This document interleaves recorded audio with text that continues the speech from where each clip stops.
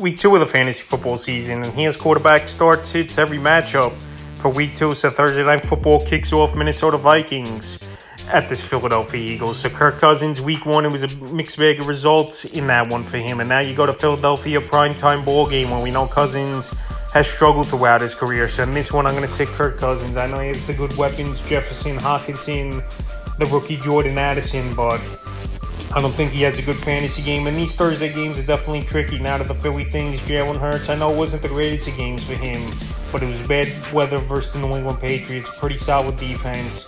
And he was a top 3 drafted quarterback for a reason in fantasy week. So I'll give Hurts the start this week. Now to the Chicago Bears at the Tampa Bay Buccaneers. Justin Fields, it was an up and down type of ball game, but with the rushing yards and his big playability, he's pretty much a starter each and every week. I think that will land in the top 12, 15 range or worst in scoring fantasy points. So right here, this Buck defense, middle of the pack type of D.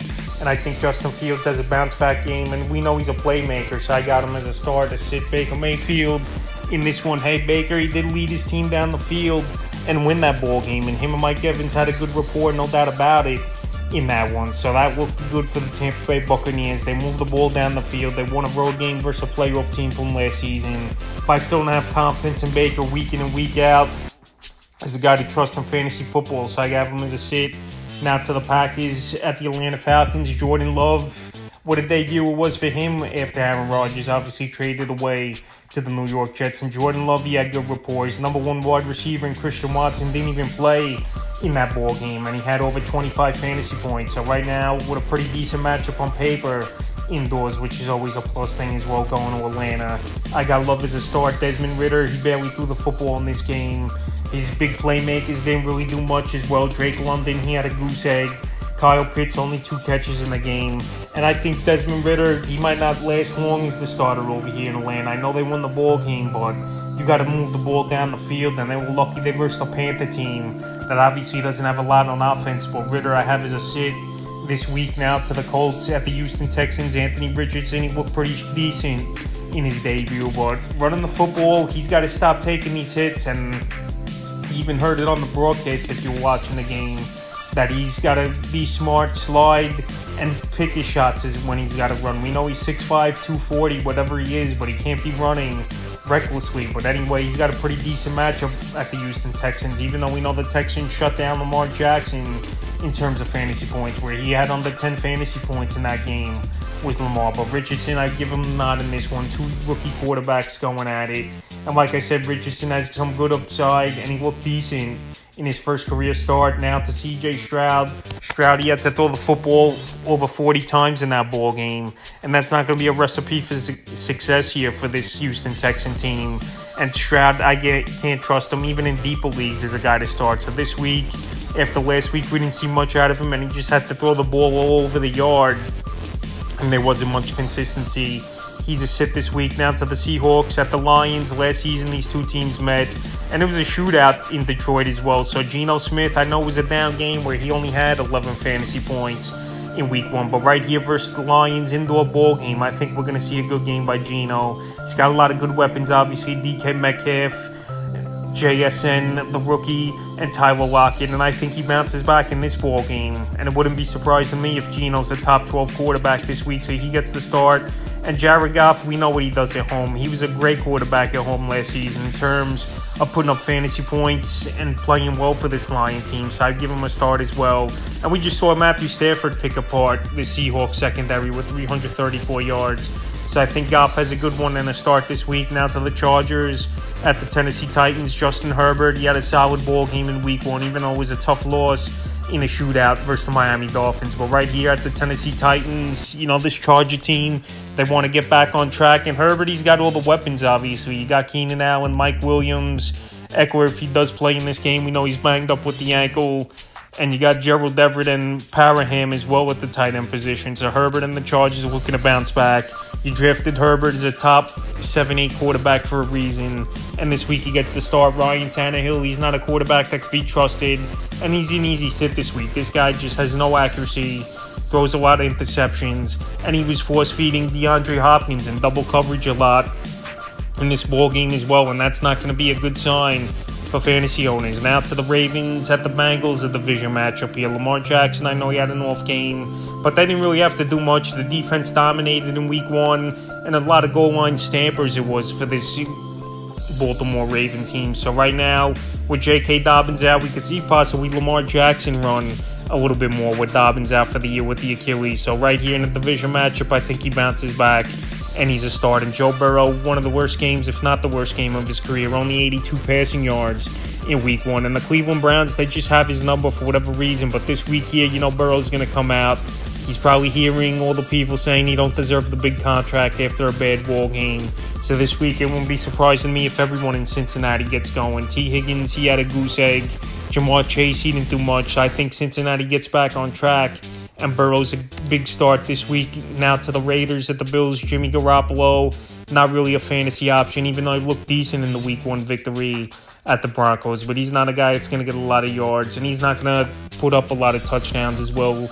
And he's a sit this week. Josh Allen, he was just horrible in that ball game on Monday Night Football at the New York Jets, throwing a lot of interceptions, thrown into a lot of double coverage, and he just turns the ball over a whole lot. But obviously he's a great talent as Josh Allen in terms of fantasy football and arm strength, but he just has to play the game a little bit smarter and better. And I think here in week 2 he bounces back with a big ball game versus a mediocre defense, and he's a start this week. Now to the Chiefs and Jaguars, possibly one of the games of the week here.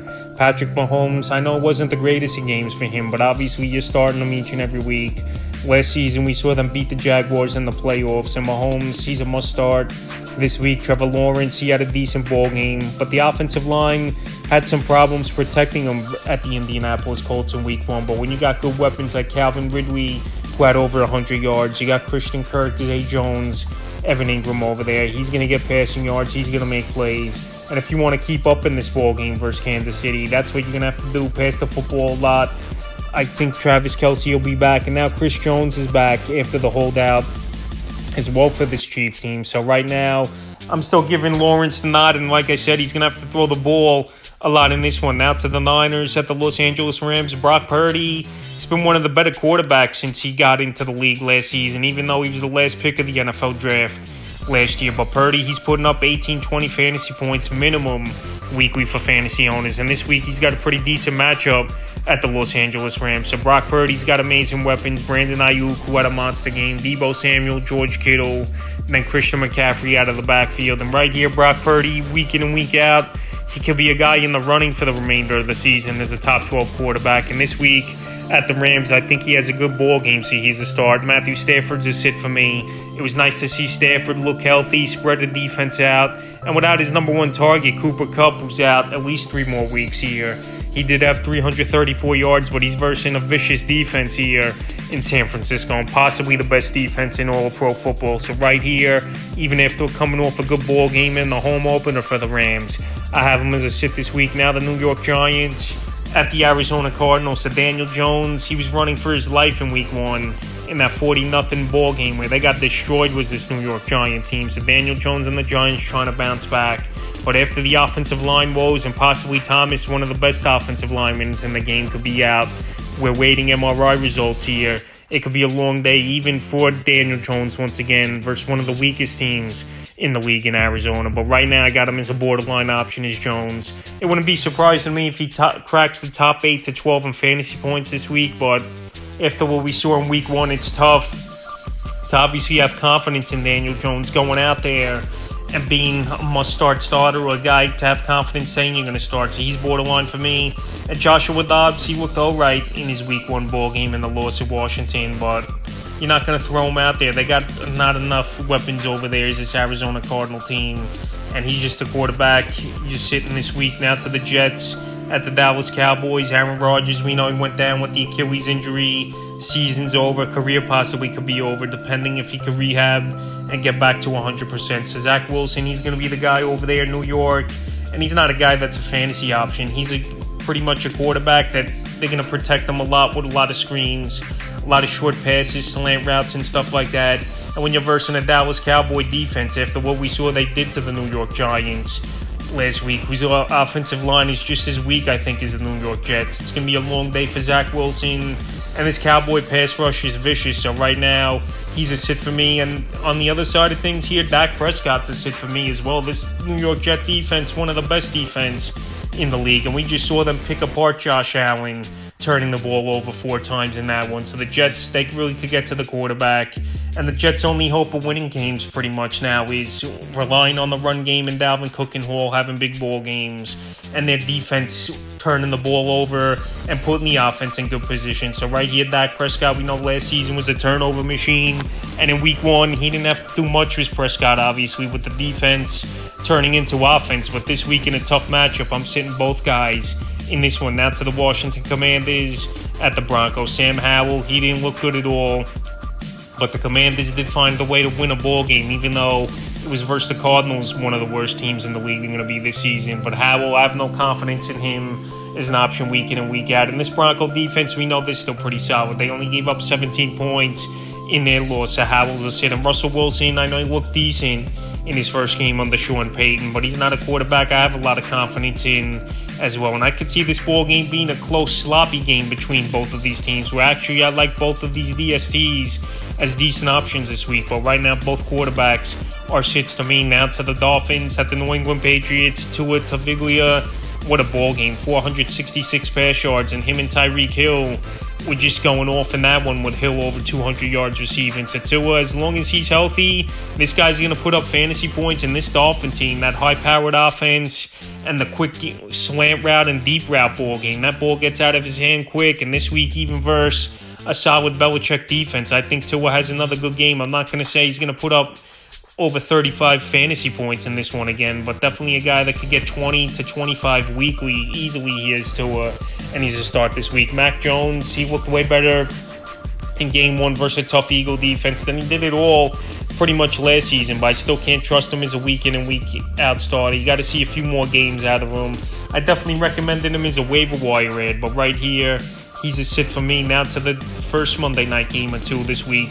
New Orleans Saints at the Panthers. Derek Carr, he looked pretty decent in his debut with this New Orleans Saints team, but he's a guy that just can't get enough touchdowns on the board, it seems like, throughout his career. The passing yard's always there for Derek Carr. I'll give that to him. But in this one at Carolina division game, Monday Night Football, I think it'll be a tight ball game, believe it or not, between these two teams. So Carr, deeper leagues, yes, I would give him a start, but your basic 10-12 team formats, he's borderline for me. And Bryce Young, he didn't look half bad in his NFL debut, but the lack of weapons definitely shows over there in Carolina. Obviously, when Hayden Hurst was pretty much a number 1 target, that's not saying much, even though the running game looked decent in Sanders and Herbert for this Panther team. But I don't think Bryce Young's going to do enough in this ball game, even if DJ Chark comes back. So he's a sit for me. And the final game of the week on Monday night, the Browns at the Pittsburgh Steelers. DeSean Watson looked like he's getting back to himself a little bit with a decent ball game with 22 fantasy points in last week's outing. So right here, Steelers, we know they got a pretty decent defense, but DeSean Watson, we know, has good weapons as well. Him and Elijah Moore hit on a few plays. Got Amari Cooper over there, David Njoku, Nick Chubb in the backfield. So right here, Watson, I would give him the start, and I think he could be a top 12 quarterback this week. And Kenny Pickett, now with Deontay Johnson most likely out with a hamstring injury, that's a good weapon gone in this offense. And Pickett, it's going to be an up-and-down season for him once again. And this Brown defense, we saw him just shut down a high-powered offense in Cincinnati with Burrow, Higgins, and Chase, all those guys doing nothing. So this week, it's going to be a long one for Pickett, and he's a sit for me. So that's quarterback start sits every matchup of week 2 of the fantasy football season.